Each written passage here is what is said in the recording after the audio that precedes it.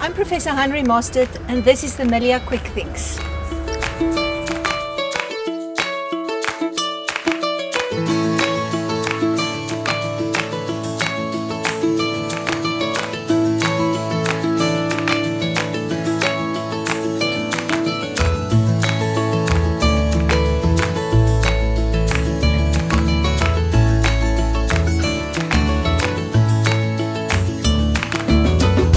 Climate change and poor governance, a recipe for disaster.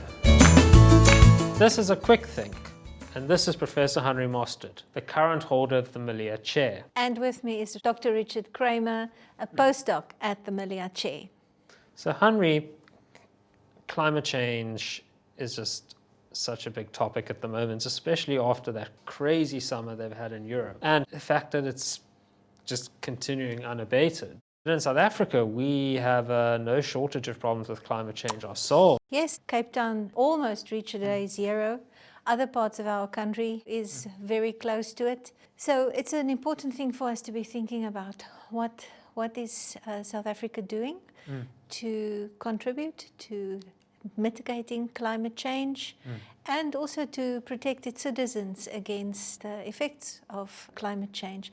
So there is a bill, the Climate Justice Bill. Have you heard of it? I have heard of it. Yes, and that is new legislation in the process of being written, which is South Africa's attempt at meeting its obligations in terms of the Paris Agreement, and also putting in place contingency plans in case there are the kind of disasters that we have been seeing, either in terms of excessive heat or excessive rain, flooding, etc. South Africa isn't meeting its obligations. Climate Action Tracker regards South Africa's efforts as insufficient. That if all countries around the world adopted similar policies to South Africa, global warming would be at 2 degrees Celsius, not the 1.5 degrees Celsius that they're aiming for in terms of the Paris Agreement. Yes. And also, South Africa not only is failing to meet its international obligations in terms of abating climate change, but it's also doing a poor job at protecting its citizens from the impact of climate change. One thing that we should be thinking about is what climate change and what the lacking governance could be doing to the value of property prices. Now, in your PhD, you've worked on property values and abandonment of property. Perhaps you can say something about property values and negative property value. So when we talk about negative value property in respect of land, a landowner is not simply allowed to do nothing with his or her land. There are often duties to maintain, whether it's a problem building in the inner city or a rural piece of land in an area which is susceptible to wildfires. The landowner often has duties to maintain his or her land, and what if we reach a situation where, due to climate change, the landowner can't put her land to productive use, but still carries the burdens to maintain that land? We're getting to a situation where the burden might exceed the benefit, which ultimately results in that land having a negative value. So basically the land becoming unprofitable. Yeah. And more expensive to maintain than it is to have it. Yeah. Yes, that is certainly going to be a problem, because who wants to own an asset that only brings responsibilities and no benefits, right?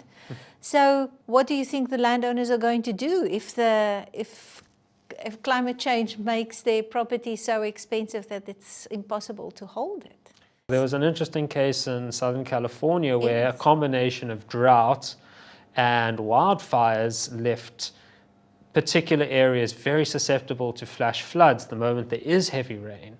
And now, if you live in one of those areas, insurers have now paid through the nose.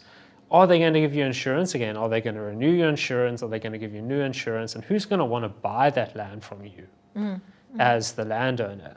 So we have to look at potential exits for landowners. from ownership, particularly where the state is failing to meet its obligations and is failing to shield its citizens from the impact of climate change. What is the situation in South Africa? Well, in South Africa, you can't abandon land ownership. There's simply no mechanism in our law that permits a landowner to unilaterally strike her name from a title deed. But what about expropriation? Can the state be compelled to expropriate this land, or can it be viewed that expropriation has already occurred due to the state's failure?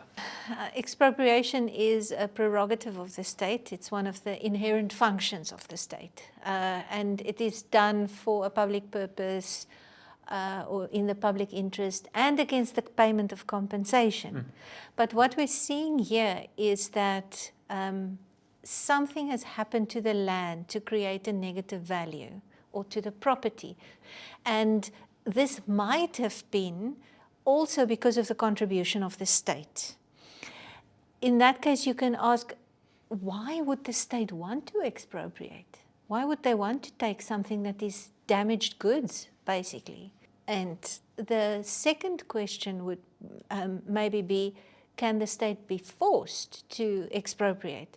And for that, we have some precedents. In the first instance, there are the judgments in relation to Hurricane Katrina in the US setting, where the idea of a kind of a passive taking was formulated by some of the scholars subsequently.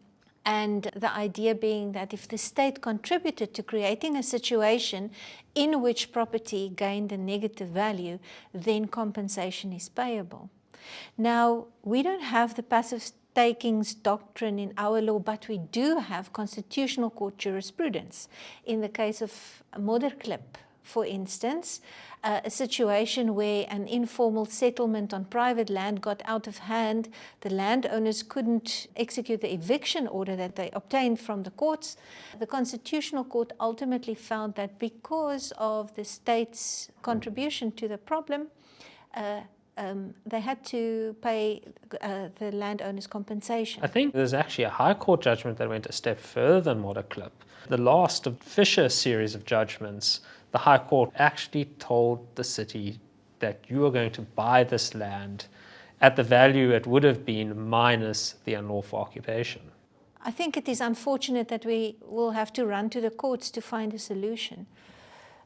So what can we do instead? What would be a better response, do you think? The better response would have been for the state to have simply governed effectively in places like in some municipalities where they have hit day zero, to have just managed the precious fresh water supplies better, to have taken measures like we saw were taken in Cape Town to avoid day zero.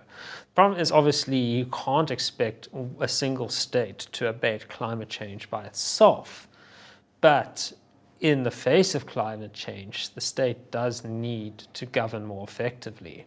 And we can get our state to govern more effectively by being more active as citizens, I suppose, taking action at the citizen level in compelling the state to govern more effectively. Yes, we should be making better policies, and this goes beyond mining, which, while it's our core business as mineral law, there's so much more to these issues of climate change and poor governance. Obviously, as MLiA, we need to be more focused on policy engagement and getting our views out not only to the legislature, but the public. And one of the key focuses needs to be breaking South Africa's hopeless addiction to coal, especially as Eskom continues to fail, as we've seen by continued rolling blackouts, or load shedding as we call it. Obviously, our coal-fired power plants are failing, but it's also contributing to climate change. We need to start thinking about how do we move beyond coal as a country. We have been wealthy in our coal resources, but we are also wealthy in the sources of renewable energy in South Africa. We have sun in abundance, we have coastlines and wind. And I think one thing is for us to be more aware of how important these resources are.